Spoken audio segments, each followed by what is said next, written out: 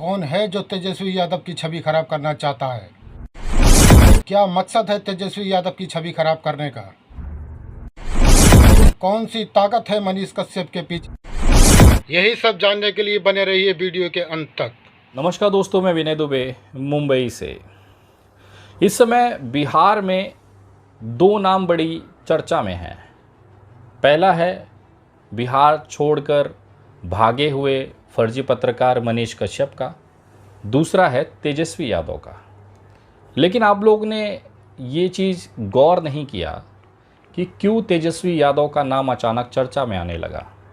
तेजस्वी यादव जी जब तमिलनाडु पहुंचते हैं, उसी समय पर सोशल मीडिया पर तमिलनाडु में बिहारियों को हत्या करने, मारपीट और पलायन जैसी खबरों का चलना ये संयोग नहीं था, ये प्रयोग था। जिस समय तमिलनाडु में तेजस्वी यादव पहुंचते हैं, ये बवाल शुरू होता है। आज मैं विश्लेषण करके बताना चाहूँगा वो पहलू जो आप लोगों ने किसी भी समाचार चैनल पे नहीं देखा, किसी भी यूट्यूब चैनल पे नहीं देखा। लेकिन ये एक इतना अहम मुद्दा है जिसे बिहार नज़रअंदाज नहीं किया जा सकता। मैं आज बात करने जा रहा हूँ कि आखिर ये जो पूरा षड्यंत्र था, ये रचा किसने, किस लिए रचा गया और किसके लिए रचा गया। तो शुरू करते हैं वो दिन जब तेजस्वी यादव बिहार से तमिलनाडु पहुंचते हैं, तमिलनाडु के मुख्यमंत्री के जन्मदिन के महोत्सव पर। वहां पर तमिलनाडु के जो मुख्यमंत्री हैं, उन्होंने तमाम जो विपक्षी दल हैं उन्हें एकजुट होकर एक मंच पर आने का आह्वान किया। उसी आह्वान के 20 मिनट बाद बीजेपी की आईटी सेल एक्टिवेट हो जाती है। वो एक फ़ोटो क्रॉप करती है और एक वीडियो पोस्ट करती है जो कि राजस्थान के जोधपुर के एक वकील के चाकू मारकर हत्या करने का वीडियो था। उसे तमिलनाडु में बिहार की एक मजदूर की हत्या बताकर ट्विटर पर तेजस्वी यादव से सवाल पूछा जाने लगा कि आप वहाँ केक खा रहे हैं और उसी राज्य में तमिल द्वारा बिहारियों की हत्या की जा रही है, ये उसका वीडियो है। ये मामला जब धीरे धीरे तूल पकड़ता गया तो उसमें उनको ज़रूरत थी कैसे मीडिया संसाधन की जो बिहार के लोगों से जुड़ा हुआ हो, जो बिहार के एक एक साधारण से गरीब परिवार के लोगों से जुड़ा हुआ हो। उनको वो चेहरा दिखा मनीष कश्यप के तौर पर। मनीष कश्यप को इस षड्यंत्र का हिस्सा बनाया गया। उनको ये बताया गया कि अगर आप इस चीज़ को आगे ले जाते हैं तो भविष्य में आने वाले विधानसभा चुनाव, एमएलसी चुनाव और इस तरह के चुनाव में आपके बारे में सोचा जा सकता है। मेरे भी दिल्ली में कॉन्टैक्ट्स हैं। भले मैं भाजपा का वैचारिक विरोधी रहा हूं, लेकिन उसके बावजूद भी भारतीय जनता पार्टी के बहुत सारे ऐसी टीम है जिसमें मेरे भी लोग काम करते हैं। ये क्लियर मैसेज उनकी तरफ से मुझे बताया गया कि मनीष कश्यप को खास तौर पर इस पूरे प्रोपोगेंडा के लिए तैयार किया गया। मनीष कश्यप ही इकलौता था जिसने वहाँ पर अपने ही दोस्त के साथ कॉल रिकॉर्डिंग शेयर की। मैं ये जो पुलिस जांच की बात बता रहा हूँ, आने वाले समय में जांच में आपको दिखेगा। उन्होंने अपने एक दोस्त के साथ कॉल रिकॉर्डिंग पर एक स्क्रिप्टेड चीज़ पढ़ी, उसको वीडियो बनाया और अपने यूट्यूब चैनल पे डाल दिया। उस यूट्यूब चैनल को जो कंटेंट था वो वायरल हुआ, वो वीडियो बहुत वायरल हुई।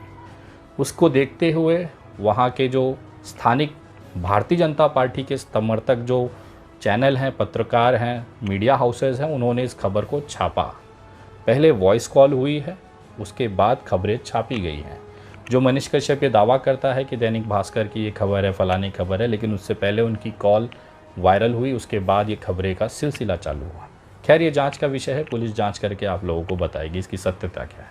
लेकिन मैं ये बताना चाहता हूँ कि इस सब के बीच तेजस्वी यादव को क्यों घसीटा गया। टारगेट तो नीतीश कुमार को भी किया जा सकता था क्योंकि बिहार के मुख्यमंत्री हैं। सवाल मुख्यमंत्री से पूछा जा सकता था, केवल उप मुख्यमंत्री या तेजस्वी यादव को ही क्यों टारगेट किया गया। उसका सबसे बड़ा कारण था यादव वोट बैंक या ओबीसी वोट बैंक, जो धीरे धीरे भारतीय जनता पार्टी से आरजेडी की तरफ खिसक रहा था। उस ओबीसी वोट बैंक को ये महसूस होने लग गया था कि लालू प्रसाद यादव के बाद तेजस्वी यादव में वो काबिलियत है जो बिहार में ओबीसी तबके को एक मजबूती प्रदान कर सकती है। ये बातें मैं केवल हवा हवाई नहीं कह रहा हूँ, ये बातें मैं आंकड़े के तौर पर भी रिसर्च करके बता रहा हूँ। 2020 के विधानसभा चुनाव हुए, 243 सीट की बिहार विधानसभा में 122 सीट जिसके पास होगी वो बहुमत साबित करके सत्ता हासिल करेगा। आपने एक चीज़ और गौर किया होगा, इस पूरे विधानसभा के दौरान में तेजस्वी यादव इकलौते ऐसे चेहरे थे जो रोज़ चर्चा में बने रहते थे, और चर्चा में बने रहने का उनका सबसे बड़ा कारण उनके पिताजी थे। आपने पूरे इलेक्शन को अगर गौर से देखा होगा, या पुरानी वीडियोज़ अगर आप आरजेडी की उठा के देखेंगे 2020 के विधानसभा चुनाव में, तो उसमें इस आरजेडी के तमाम पोस्टरों पर सवाल खड़े किए गए थे, क्योंकि उस पोस्टरों में लालू प्रसाद यादव की फ़ोटो नहीं थी, जिसको लेकर तेजस्वी यादव को आक्रामकता के साथ लोगों की आलोचना भी झेलनी पड़ी। लेकिन इस समय आरजेडी और ख़ास तौर पे लालू प्रसाद यादव का ये इंस्ट्रक्शन था कि इस बार तेजस्वी यादव के नाम पे चुनाव लड़ा जाए। ये उस समय किया हुआ सबसे बड़ा प्रयोग था, जो उम्मीद से ज़्यादा सफल रहा। तेजस्वी यादव अपने केवल चेहरे के दम पर आरजेडी पार्टी को एक बड़े मार्जिन तक लेके आए। बिहार की सबसे बड़ी राजनीतिक पार्टी बनकर आरजेडी उभरी, जिसको करीबन 97,38,855 वोट पड़े। ये टोटल वोट परसेंट का 23.11% था। और ये जो वोट पड़ा था ये आरजेडी को, जिसमें 80% जो भागीदारी थी वो ओबीसी की थी, यानी कि पिछड़ी जातियों का। ये वो तबका था जिसको लेकर भारतीय जनता पार्टी हमेशा से एग्रेसिव रही है। आप किसी भी राज्य में चले जाए, वहाँ पर ओबीसी को पकड़ना, उसे मजबूती से अपने पास रखना, ये भारतीय जनता पार्टी की इस समय की इलेक्शन स्ट्रेटजी है। क्योंकि जो सवर्ण हैं वो तो ऑलरेडी बीजेपी के पाले में हैं, लेकिन उन दोनों का गठबंधन भी सत्ता हासिल नहीं कर पा रहा था। उसे और एक्स्ट्रा वोट की ज़रूरत थी, जो इस ओबीसी के अंदर सेंधमारी कर की जा सकती थी। यही कारण है कि उत्तर प्रदेश में योगी जी जैसा चेहरा होने के बावजूद भी उनके बगल में केशव प्रसाद मौर्य को बिठाया गया, और एक तरफ ब्राह्मण ब्रिजेश पाठक, दूसरी तरफ केशव प्रसाद मौर्य। ये क्लियर मैसेज था कि ब्राह्मण और ओबीसी का गठबंधन अब भारतीय जनता पार्टी को आवश्यक है। लेकिन बिहार में ये जो कनेक्शन था ये टूटा जा रहा था। अब ओबीसी जो बिहार के हैं वो कैसे भारतीय जनता पार्टी के पास आएंगे? वो तब आएंगे जब तेजस्वी यादव के अंदर उनका विश्वास टूटेगा। यही विश्वास तोड़ने के लिए उन्होंने बिहारियों का, मजदूरों की बात को एक षड्यंत्र के तौर पर देश के सामने रखा। वो दिखाना चाहते थे कि तेजस्वी यादव ही इसके मुख्य कारण हैं, उनसे सत्ता नहीं संभल रही है। अगर आप मनीष कश्यप की वीडियो को, जो कि स्क्रिप्टेड था, नागपुर से दिया गया स्क्रिप्ट था, उसको अगर आप देखेंगे तो वो बार बार तेजस्वी यादव की काबिलियत पे सवाल उठाता दिख रहा था कि कहीं ना कहीं वो षड्यंत्र का हिस्सा है, जो ये दिखाना चाहता है कि तेजस्वी यादव काबिल नहीं है बिहार में सरकार चलाने के लिए। और ये इसलिए दिखाया जा रहा था क्योंकि जो ओबीसी का उनका जो कट्टर वोट बैंक है, जो 80% वोट बैंक है, उसको तोड़कर भारतीय जनता पार्टी अपनी तरफ करना चाहती थी। क्योंकि वो जेडीयू में नहीं जाता था, कभी भी आरजेडी के जो कट्टर जो वोटर बैंक है वो जेडीयू में नहीं जा रहा था। वो बीजेपी चला जाएगा लेकिन जेडीयू नहीं जाएगा, ये वहाँ की ज़मीनी हकीकत है। आरजेडी का एक वोटर जेडीयू को कभी वोट नहीं करेगा, वो बीजेपी को वोट कर देगा, वो कांग्रेस को कर देगा, लेकिन जेडीयू को नहीं। और जेडीयू का जो वोटर है वो कभी आरजेडी को वोट नहीं करेगा। ये वहाँ के चुनावी माहौल में, वहाँ की आबो हवा में है। इसी को ओबीसी वोट बैंक को तोड़ने के लिए ये पूरा षड्यंत्र रचा गया, और उसका कारण था आने वाला लोकसभा चुनाव। 40 सीटें हैं, जिसमें से अधिकतर सीटें भारतीय जनता पार्टी जीतना चाहती हैं। उनके पास सवर्णों का वोट बैंक है, जिसमें राजपूत, ब्राह्मण, वैश्य, ये तमाम लोग उसमें आते हैं। ये वोट बैंक ऑलरेडी बीजेपी के पास है, लेकिन ये काफ़ी नहीं है लोकसभा चुनाव जीतने के लिए। उसके लिए उनको चाहिए था ओबीसी का और पिछड़ा वोट बैंक, जो कि तेजस्वी यादव की काबिलियत को छोटा दिखाकर ये हासिल करना चाहते हैं। ये प्रोपोगेंडा ठीक वैसे ही था जैसे 2014 चुनाव जीतने के बाद नरेंद्र मोदी ने ये समझ लिया था कि हमारा सबसे बड़ा जो विपक्ष है वो कांग्रेस है। कांग्रेस को पप्पू दिखाकर इन्होंने लोगों के अंदर ये विश्वास भरा। लाखों यूट्यूब चैनल बनाए गए, लाखों ट्विटर आईडीज़ बनाई गई, लाखों फेसबुक आईडीज़ बनाई गई, जहां पर ये प्रोपोगेंडा हर एक घंटे चलाया जाता था कि राहुल गांधी पप्पू है। लोगों के दिमागों में ये भरा गया, क्योंकि आज स्मार्टफोन लगभग सभी लोगों के पास है। सोशल मीडिया एक ऐसी ताकत है जो किसी भी तरह का माहौल क्रिएट कर सकती है। इसी का मदद लेते हुए राहुल गांधी को पप्पू घोषित कर दिया गया, और इसी तरह का कुछ प्रोपोगेंडा बिहार के अंदर, ख़ास तौर पे यादव समाज और ओबीसी जो बिहार का है, जो तेजस्वी यादव के साथ एकदम मजबूती से खड़ा है, उसे तोड़ने के लिए ये प्रोपोगेंडा चुना गया। बिहारियों की मारपीट ये बहुत सेंसिटिव और संवेदनशील मामला होता है। हर बिहारी उससे जुड़ता है, अपने आप को उससे कनेक्ट समझता है। यही कारण था कि तेजस्वी यादव का ये वोट बैंक तोड़ना और भारतीय जनता पार्टी के पाले में ले आना। आप देख रहे होंगे जब भी ये प्रोपोगेंडा चलता है, आज सबसे बड़ा मनीष कश्यप के साथ कौन खड़ा है। अगर आप उनके ट्वीट उठाएंगे, उनके समर्थनों में इस समय जो ट्रेंड चल रहा है वो बीजेपी की आईटी सेल करा रही है। क्यों करा रही है? वो ये दिखाने के लिए करा रही है कि एक आर्मी का लड़का लालू प्रसाद यादव के लड़के के सामने डट कर मुकाबला कर रहा है। लेकिन ये जो आईटी सेल द्वारा चलाया हुआ ट्विटर ट्रेंड है, ये ज़मीनी हकीकत पे नहीं है। ग्रामीण इलाकों में आज भी अगर बिहार की ज़मीन पे आप मनीष कश्यप और इनका कंपैरिजन करना चाहेंगे तो लोग दौड़ा के पीटेंगे। कारण यह है कि कहाँ लालू प्रसाद यादव की वो एक गौरवान्वित इतिहास रहा है। गौरवान्वित इसलिए कह रहा हूँ कि जब सवर्णों के सामने ओबीसी कुर्सी पे बैठता था तो उसे पीटा जाता था, उस कुर्सी को गंगा जल से धोया जाता था। वो दौर था जब लालू प्रसाद यादव ने यादवों को, ख़ासतौर पे ओबीसी समाज को वो अधिकार दिलाए कि एक सवर्ण के सामने वो कुर्सी पे बैठ सकता था। ये लड़ाई इतनी आसान नहीं थी लालू प्रसाद यादव के।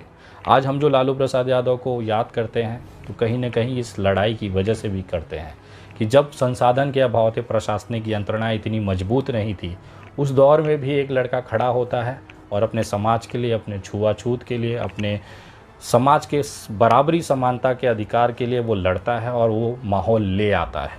भले उसके लिए उनके ऊपर जंगल राज जैसे आरोप लगे, लेकिन कहीं ना कहीं आज जो ओबीसी समाज है बिहार का, वो जानता है कि लालू प्रसाद यादव ने उनके लिए क्या किया है।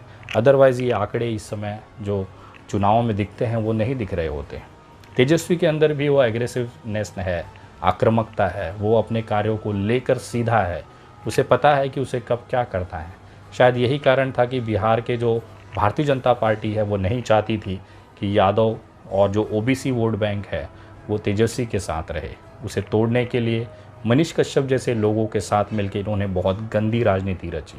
और ये हालत केवल बिहार का नहीं है, अगर आप झारखंड का देखें वहाँ पे हेमंत सोरेन सरकार है। अभी कुछ दिनों से लगातार उनको युवा विरोधी दिखाने के लिए लगातार सोशल मीडिया पे ठीक ऐसा ही कैंपेन चलाया जा रहा है जैसा तेजस्वी यादव को। ये भारतीय जनता पार्टी की वो गंदी राजनीति का हिस्सा है जो सत्ता हासिल करने के लिए वो हमेशा से करते आए हैं। महाराष्ट्र में भी उद्धव ठाकरे के पीछे पड़े रहे, आखिर में एकनाथ शिंदे को कुर्सी देकर उन्होंने वहाँ पर सत्ता हासिल कर दी। आज महाराष्ट्र का माहौल एकदम ठीक है। 10 दिन पहले तक जो चिल्ला रहे थे कि इनकी सड़कें ख़राब हैं, महाराष्ट्र की हवाओं में पॉल्यूशन बहुत ज़्यादा हो गया है, अब एकदम साफ़ हो गया। जैसे ही एकनाथ शिंदे सत्ता हासिल कर लेते हैं, भाजपा की सरकार बन जाती है, खड्डे एकदम मखमल जैसे हो जाते हैं, आबो हवा एकदम ठीक हो जाती है, भ्रष्टाचार एकदम ख़त्म हो जाता है। लेकिन भारतीय जनता पार्टी के राज्यों में जब बिहारियों को मारा जाता है तब इनके मुंह से चू भी नहीं निकलती। आज से कुछ साल पहले गुजरात के अंदर बिहारियों को मार पीट कर वहाँ से खदेड़ा गया। खदेड़ करने वाला जो इंसान था वो था अल्पेश ठाकुर। अल्पेश ठाकुर उस समय बहुत उग्रता के साथ बिहारी महिलाओं को मारा, बुज़ुर्गों को मारा, सड़कों पे अपने लोगों द्वारा पिटवाया, कुत्ते जैसा उनको अपने गुजरात से भगाया। थोड़े समय के बाद इसी भारतीय जनता पार्टी ने अल्पेश ठाकुर को भारतीय जनता पार्टी में फूल का गुलदस्ता देकर शामिल किया और आज वो विधानसभा में भारतीय जनता पार्टी का विधायक है। भारतीय जनता पार्टी को परेशानी तब होती है बिहारियों के पिटाई से जब वो गैर भाजपा राज्य हो, जैसे तमिलनाडु। महाराष्ट्र में जिस महाराष्ट्र नवनिर्माण सेना ने ये पूरा मूवमेंट चलाया था, आज अगर वो भारतीय जनता पार्टी की तारीफ़ कर रहे हैं तो लोग, मैं देख रहा हूँ कि भारतीय जनता पार्टी के वो लोग जब कुछ दिन पहले तक राज ठाकरे का विरोध करते थे, आज वो राज ठाकरे को अपना आइडियल मानते हैं। वो भूल गए कि इनके बापों को मारने वाला जो महाराष्ट्र नवनिर्माण का सैनिक था वो राज ठाकरे का ही था। खैर, इस समय वो विवाद नहीं है, इसके लिए मैं राज ठाकरे जी को भी धन्यवाद करता हूँ कि उन्होंने समय के साथ अपने आप को बदला, अपनी राजनीति को बदला और वो आगे आए। लेकिन सवाल ये उठता है कि भारतीय जनता पार्टी आखिर कितना नीचे गिरेगी। बीजेपी आईटी सेल में मेरे अच्छे दोस्त हैं, वो लोग भी कहते हैं कि विनय भाई, इस पूरे कांड का ठिकरा किसी पे तो फोड़ना है, आखिर उसको जेल जाना तय है। तो हम भी चाहते थे कि थोड़ा वो ठीक से जाए, हमारे ऊपर जो निशाना है वो कम से कम मनीष कश्यप के कंधों तक चला जाए, उसके चेहरे पे चला जाए। लोग हमारी की हुई करतूत को ना समझे, मनीष कश्यप को इसका असली हीरो समझे या इसका असली आरोपी समझे और बात मनीष कश्यप तक ही रह जाए। ये पूरा षड्यंत्र लगभग खुल चुका है। आज कोई भी भारतीय जनता पार्टी को बात नहीं कर रहा है, क्योंकि हम लोग ने मनीष कश्यप को आगे कर दिया है और उसके पीछे अपनी जो की हुई करतूत है उसको छुपाने के लिए दिन रात मनीष कश्यप को हम लोग हीरो बना रहे हैं। इसका जो भविष्य है ये जेल ही है, क्योंकि आने वाले कुछ महीने ये जेल से निकल नहीं पाएगा, क्योंकि इसके ऊपर जितनी धाराएं हैं वो सारे इस समय एक्टिव कर दी गई हैं। ये हम भी जानते हैं। यही कारण है कि मनीष कश्यप केवल उस बिरयानी बनने वाले बकरे का हिस्सा है। जिस दिन कटेगा बिरयानी बनकर सब उसे खा जाएंगे और भूल जाएंगे। लेकिन इस पूरे षड्यंत्र के पीछे जो असली मास्टरमाइंड है वो है भारतीय जनता पार्टी, और उसका केवल एक ही उद्देश्य था, बिहार में ओबीसी पिछड़ी जातियों को तेजस्वी यादव से तोड़ना, जिसमें वो लगभग थोड़ा सा सफल ज़रूर हुई थी। लेकिन एक्सपोज मीडिया, वेद और तमाम उन लोगों के समर्थन से, मेहनत से ये चीज़ पूरी तरह से हो नहीं पाई। मैं उन तमाम मनीष कश्यप के समर्थकों से पूछना चाहता हूँ, एक बिहारी पूरी मेहनत से गरीबी में खेत बेचकर मेहनत कर पसीना बहाकर IAS IPS बनता है। वो IAS IPS तमिलनाडु में पोस्टेड हैं, जो बिहार की सरजमी के हैं, बड़ी मेहनत से IAS IPS बने हैं। वो IAS IPS आप लोगों से कह रहे थे कि यहाँ पर बिहारी को कुछ नहीं हुआ है, वो गलत हो गया। जो मेहनत करके IAS पढ़े, बड़े एग्ज़ाम्स दिए, दिन रात अपना खून पसीना बहाकर उस पोस्ट पे पहुँचे, उस पोस्ट पे बैठने के बाद पूरी जिम्मेदारी लेते हुए वो बंदा बिहारी IPS अधिकारी ये कहता है कि हमारे बिहार में कुछ नहीं हुआ है, वो झूठा हो गया। और एक मनीष कश्यप चंद रुपयों के खातिर एक षड्यंत्र का हिस्सा बनकर कुछ पैसे कमाने के लिए एक षड्यंत्र चलाता है, वो आपका हीरो हो जाता है। मैं पूछना चाहता हूँ, क्या ये IPS अधिकारी जो बिहार के होके तमिलनाडु में पोस्टेड थे, वो झूठ बोल रहे हैं? क्या आपको अपने ही बिहारी IPS पर विश्वास नहीं है? और ये 2 टके का यूट्यूबर ये कहता है कि वहाँ पे मारा गया, जिसका सबूत आज तक नहीं हुआ। एक आपको अपडेट देना चाहूँगा, ख़ासतौर पे मनीष कश्यप के अड़ुए सहलाने वालों को, कि बेटा ऐसा है, जब मनीष कश्यप का ये पूरा पोल खोल हो गया, लोगों के सामने उसका असली चेहरा आ गया, इतना नीचे मनीष कश्यप गिर गया जिसकी आप संभावनाएं सोच भी नहीं सकते। दैनिक भास्कर में एक खबर छपी, वो खबर थी तमिलनाडु में मामले में मनीष कश्यप को लेकर। आर्थिक अपराध शाखा ने एक दूसरी FIR दर्ज की है। इस FIR के बारे में अगर आप थोड़ी सी विस्तार जानकारी लेंगे ना, तो आपको महसूस होगा कि मनीष कश्यप चंद रुपए के लिए कितना गिर सकता है। इस FIR में मनीष कश्यप के ऊपर एक दूसरी FIR ली गई है, 4/2023। फर्जी वीडियो वायरल करने का एक मसला है। ADG मुख्यालय में इसके लिए एक टीम गठित की गई है। तमिलनाडु में इस तरह के वीडियोस के ऊपर 13 FIR दर्ज हुई हैं। मनीष कश्यप ने क्या किया? इनका एक दोस्त था राकेश कुमार रंजन। राकेश कुमार रंजन को अपनी बातें सही साबित करने के लिए उसने एक आदेश किया। राकेश कुमार रंजन 2 लोगों के साथ, जिसका नाम है अनिल कुमार और आदित्य कुमार, इन लोगों को पट्टी उट्टी लगाकर मजदूर बनाकर एक वीडियो शूट करता है। वो वीडियो बनने के बाद राकेश कुमार रंजन वो वीडियो अपने YouTube चैनल BNR न्यूज़ में लगाता है और मनीष कश्यप उस वीडियो को हकीकत दिखाते हुए ट्वीट करता है। लेकिन वास्तविकता क्या है कि पुलिस ने जब राकेश कुमार रंजन को गिरफ्तार किया तो उसने वो ऑडियो मनीष कश्यप के बात की पुलिस के हवाले की कि मनीष कश्यप के कहने के बाद मैंने ये वीडियो बनाई, जिसमें 2 लोग अनिल कुमार और आदित्य कुमार को रखा गया ताकि पुलिस की जो जांच है उसको दूसरी तरफ मोड़ा जाए और इसका पूरा ध्यान मनीष कश्यप से हटा दिया जाए। और मनीष कश्यप जो बातें कह रहा है उस पर हकीकत का मोहरा ठप्पा लगाने के लिए हमने ये वीडियो बनाई और उसके कहने पे बनाई। इस पूरे मामले में राकेश कुमार रंजन, जो 2 मजदूर बने थे अनिल कुमार और आदित्य कुमार, और इसके बाद इस पूरे वीडियो का मुखिया मास्टरमाइंड मनीष कश्यप के नाम पर आर्थिक अपराध शाखा में दूसरी FIR दर्ज की गई। FIR नंबर है 4/2023। 26 वीडियो कंटेंट को पुलिस ने टैप किया, उनको नोटिसेस भेजी। मनीष कश्यप को भी नोटिस भेजा गया कि आप आकर अपनी बात रखें, लेकिन मनीष कश्यप ने उस नोटिस का कोई जवाब नहीं दिया। लोग पूछ रहे थे ना कि नेहा सिंह राठौर को नोटिस दिया गया, मनीष कश्यप पे सीधा FIR क्यों? नोटिस इसे भी दिया गया था, जब इसने कोई रिप्लाई नहीं किया तो मजबूरन एफआईआर करके अब इस मामले में ईओयू जो है इकोनॉमिक ऑफेंस यूनिट, ये जा रही है कोर्ट। अब इसके खिलाफ गिरफ्तारी वारंट लिया जाएगा। बिहार पुलिस के साथ तमिलनाडु पुलिस भी लगातार छापेमारी कर रही है, क्योंकि इस घटना के मामले में 13 एफआईआर तमिलनाडु में भी दर्ज हुए हैं, 2 एफआईआर पटना में दर्ज हुई है। इन तमाम लोगों को गिरफ्तार करने का प्रक्रिया अब अगले कुछ मिनटों में, कुछ दिनों में ये शुरू होगा। जो लोग ये कह रहे थे कि बिहार पुलिस सक्रिय नहीं है, दरअसल उन्होंने नोटिस पीरियड का इंतज़ार किया। उन्हें उम्मीद था कि मनीष कश्यप जिस तरह से वीडियो बनाकर लोगों को ये कह रहा है कि वो निर्दोष है, तो आकर वो अपनी बात रखेगा। लेकिन मनीष कश्यप छुपा छुपा बिहार छोड़कर भागा हुआ घूम रहा है। इसका कारण ये दिख रहा है कि कहीं ना कहीं इस पूरे षड्यंत्र में मनीष कश्यप की जो स्थिति थी उसका पुलिस को पता चल चुका है। प्रारंभिक जांच में राकेश कुमार रंजन के बताए हुए अकाउंट डिटेल्स में, जिसमें मनीष कश्यप में पैसे ट्रांसफ़र किए, ऐसी भी बातें सामने आई हैं। पुलिस ने जब जांच किया तो मनीष कश्यप के अकाउंट में पिछले कुछ दिनों में तमिलनाडु को विवादित मसले को लेकर उस दौरान बहुत सारे ऐसे इलीगल ट्रांजैक्शन किए गए, पैसे डाले गए, पैसे भेजे गए, जिसका कोई भी एविडेंस अभी तक पुलिस को नहीं पहुंचा है। शायद यही कारण था कि दूसरी एफआईआर में इस मामले के पैसे को, लेन देन को, जो कि इलीगल ट्रांजैक्शन है, ये पैसे बाहर से भी आए हैं, ये पैसे बीजेपी के लोगों से भी आए हैं, वो क्यों आए हैं उसकी जांच भी अब पुलिस करने वाली है। क्या बीजेपी ने इसको पैसे देकर इस तरह के षड्यंत्र करने को कहा था, ये जांच के बाद ही पता चलेगा। लेकिन इस सारी बातों में 2 चीज़ें बहुत क्लियर और स्पष्ट हैं कि भारतीय जनता पार्टी का ही ये पूरा षड्यंत्र था और मनीष कश्यप जो है इस समय बलि का बकरा बनेगा, क्योंकि भारतीय जनता पार्टी बचने के लिए हमेशा से किसी न किसी को बलि चढ़ाती है।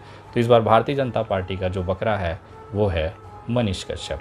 जाते जाते एक निवेदन करना चाहूँगा, हम लोगों ने जिस तरह से इसका ट्विटर अकाउंट बंद कराया, उसी तरह से अब इसके जो सबसे बड़ा यूट्यूब चैनल है मनीष कश्यप का, अब उसे बंद कराने की बारी है।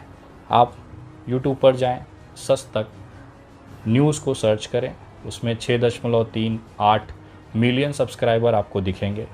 आपके राइट साइड पेज पे 3 बिंदु दिखेंगे, जिस पे क्लिक करेंगे तो रिपोर्ट यूज़र करके एक ऑप्शन आएगा। उस रिपोर्ट यूज़र पे क्लिक करें और 6-7 ऑप्शन में से स्पैम करके जो ऑप्शन है उसे सिलेक्ट करें।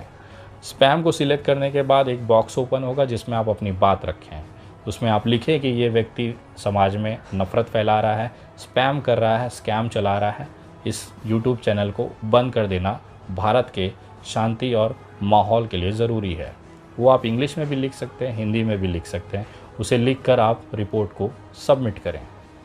उसके बाद एक पॉपअप आएगा जिसमें दिखाएगा कि आपकी रिपोर्ट सबमिट कर दी गई और आपको एक ईमेल आएगी। आप समझिए, देश हित में ये 15 सेकंड का कार्य आपको करना है, क्योंकि हम तमाम लोगों ने ही इसे हीरो बनाया था। अब हम तमाम लोगों को ही इसकी औकात इसको दिखानी ज़रूरी होगी। जो इंसान चंद पैसों के लिए अपने बिहार को बेच सकता है, बिहारियों की लाशें गिरवा सकता है, इस इंसान का समाज के लिए बाहर रहना सबसे ज़्यादा खतरनाक है। हम तमाम लोग बिहार पुलिस से निवेदन करते हैं, कृपया जल्द से जल्द इसकी गिरफ्तारी की जाए। इस पूरे षड्यंत्र में शामिल उन बीजेपी नेताओं को भी गिरफ्तार किया जाए जिन्होंने केवल राजनीतिक रोटी सेकने के लिए एक बिहार को बदनाम करने का कोई मौका नहीं छोड़ा। हम तमाम लोग इस षड्यंत्र को नेस्तनाबूद करेंगे। बहुत जल्द मनीष कश्यप की गिरफ्तारी होगी और बहुत ज़्यादा समय तक वो जेल रहे, इसकी व्यवस्था, इसके सबूत हम लोग भी जमा करके पुलिस तक पहुंचाएंगे। वीडियो कैसी लगी कमेंट ज़रूर करें। अच्छी लगी हो तो लोगों तक, ख़ास तौर पे बिहार के लोगों तक इसे ज़रूर पहुंचाएं। अगली वीडियो बहुत जल्द। तब तक जय हिंद, जय महाराष्ट्र।